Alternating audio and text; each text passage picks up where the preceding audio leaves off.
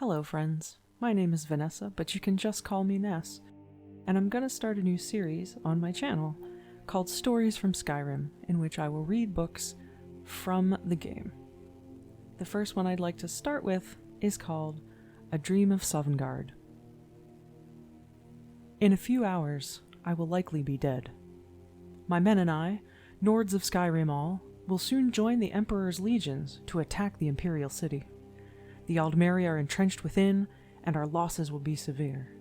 It is a desperate gambit, for if we do not reclaim the city, we will lose the war. Last night I prayed to mighty Talos for courage and strength in the battle to come. In these last cold hours before the sun rises, I sit down to write this account of a dream I had not long after. I believe this dream was the answer to my prayers, and I would pass along the wisdom it contained to my kinsmen for the battles they will fight in the years after my passing.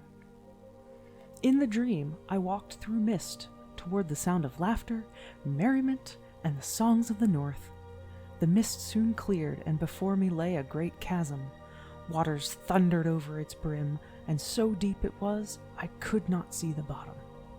A great bridge made of all whalebone was the only means to cross, and so I took it. It was only a few steps onto the bridge that I encountered a warrior, grim and strong. "I am Tsun, master of trials," he said to me, his voice booming and echoing upon the walls of the high mountains all around us. With a wave, he bade me pass on.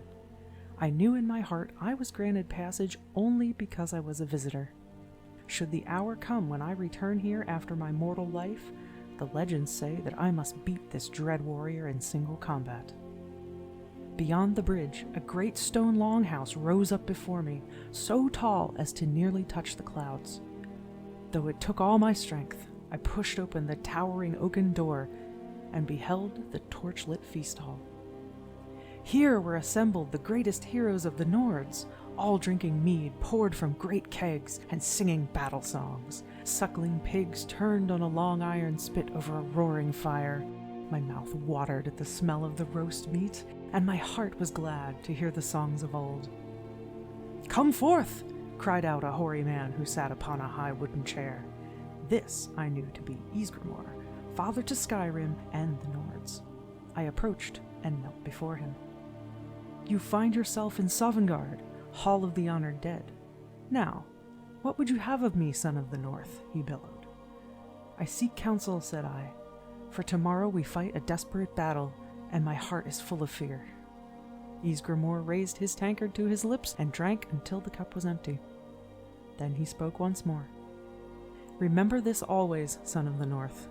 A Nord is judged not by the manner in which he lived, but the manner in which he died." With that, he cast aside his flagon, raised his fist in the air, and roared a great cheer. The other heroes rose to their feet and cheered in answer. The sound still rang in my ears when I awoke. I gathered my men and told them of my vision. The words seemed to fill their hearts with courage. "The horns are blowing, and the banners are raised. The time has come to muster. May Talos grant us victory this day, and if I am found worthy, may I once again look upon that great feast hall." By Skarden Freewinter.